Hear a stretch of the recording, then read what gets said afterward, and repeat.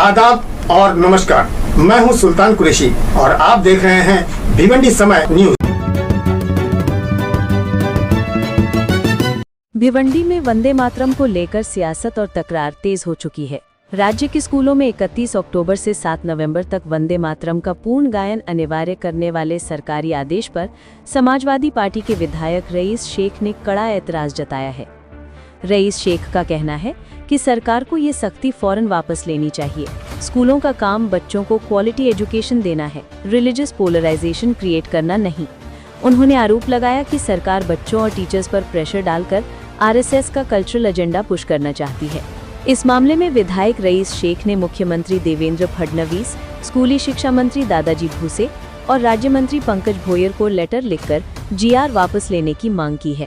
इसी बीच पादगांव भूमिपुत्रों सोशल संस्था ने रईस शेख के खिलाफ पोगांव फाटा पर विरोध प्रदर्शन किया और जमकर नारेबाजी की।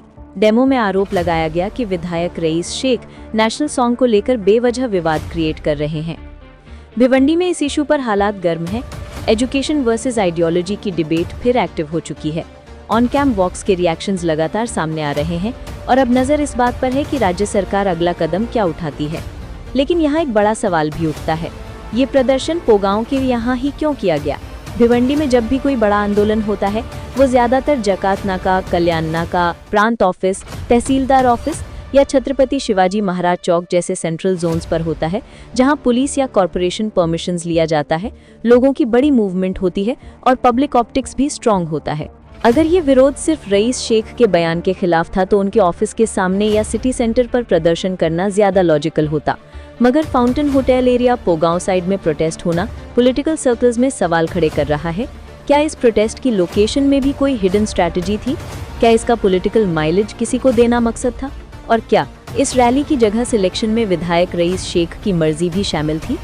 ये चर्चाएं अब तेज है और ये मुद्दा केवल वंदे मातरम की बहस तक सिमटता नहीं, ये अब पॉलिटिक्स वर्सेस पोजीशनिंग की जंग में कन्वर्ट होता दिखाई दे रहा है। मुर्दाबाद मुर्दाबाद रईस शेख मुर्दाबाद, मुर्दाबाद मुर्दाबाद रईस शेख मुर्दाबाद, मुर्दाबाद मुर्दाबाद रईस शेख मुर्दाबाद। वंदे मातरम, वंदे मातरम, भारत माता की जय, छत्रपति शिवाजी महाराज की जय।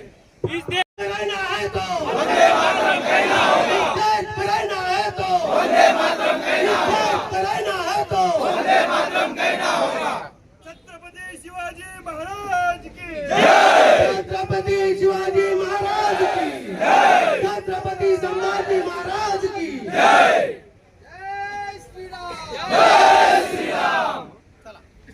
अभी जी ये बताइए कि आज वंदे मातरम को लेकर यहाँ पर एक विधायक ने लेटरबाजी की, उस पर आप क्या कहेंगे? देखो, सबसे पहले अपने विधायक रईस शेख को मैं एक विनती करूँगा कि उन्होंने पहले वंदे मातरम गीत पहले पूरा समझो। अगर आप पत्रकार आप ये गीत का मतलब जानते होगे, या तो नहीं तो अभी चैट जीपीटी पे आपको मालूम भी पड़ेगा क्या है ये गीत में। एक तो अपनी मातृभूमि को अपने वो वंदन करने का, और वो मातृभूमि में क्या क्या है, जैसे जल, निसर्ग, उसकी तारीफ है। बाकी इसमें कुछ ऐसा नहीं किसी धर्म को उसको नीचा दिखाया या किसी धर्म को उसने ऊंचा दिखाया। तो ये गीत अगर इतना अच्छा गीत और इसको राष्ट्रगीत करके 1950 में अपने सांसद में इसको मंजूर किया गया, तो इसका विरोध क्यों करना चाहिए?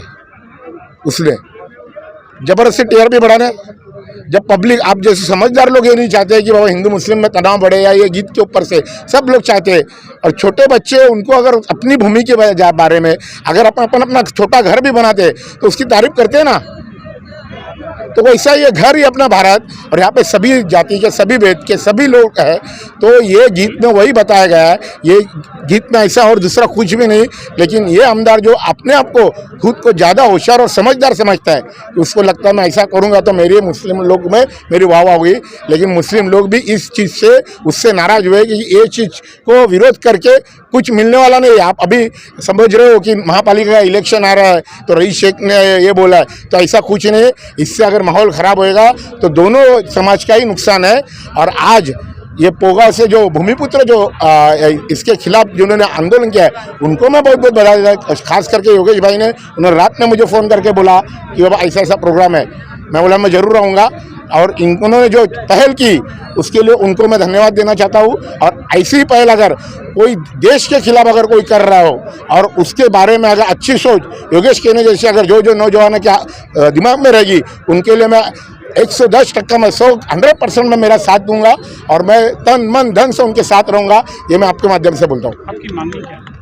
मेरी मांगनी यही है, या तो आने वाली 7 तारीख के पहले रईस शेख ने अपना माफ़ी मांगना चाहिए, जाहिर माफ़ी मांगना चाहिए, भारत देश की माफ़ी मांगना चाहिए ये जो गीत के लिए उन्होंने, क्योंकि उसने पहले ये गीत समझना चाहिए और माफ़ी मांगना चाहिए। नहीं तो यहाँ से राजीनामा दे के पाकिस्तान में जाके वहाँ पे अपना आमदरकी लड़ो और वहाँ पे रहो। लैंड जिहाद और खंडी पर भी आपने कुछ कहा, वो क्या? देखो लैंड जिहाद ऐसा है, यहाँ पे ज़्यादा करके लैंड एक्वायर वो कर रहा है। अभी आपको भी मालूम रहेगा कि नहीं, यहाँ पे एक आरक्षण का जो है, जो ट्रक टर्मिनल का आरक्षण था, मालूम है कि नहीं आपको? ट्रक टर्मिनल के लिए यहाँ पे जगह आरक्षित की थी। जो भी बाहर से गाड़ी आएगी वो ये टाइम में ट्रैफिक में नहीं जा सकती, इसलिए उनको पार्किंग के लिए यहाँ पे बहुत बड़ी जगह यहाँ पे आरक्षण में थी। वो आरक्षण हटा के, तो उसके पीछे अगर आप स्टडी करोगे तो आगे जाके यहाँ पे अगर प्रशासन में किसी ने हेरा फेरी की है तो उनका ही नाम आएगा। ये भी आप देखो, इसलिए मैं बोल रहा हूँ और मैं पुरावे के साथ बोलता हूँ। आप बोलोगे तो आपको मैं पुरावा भी दूंगा इस चीज़ का।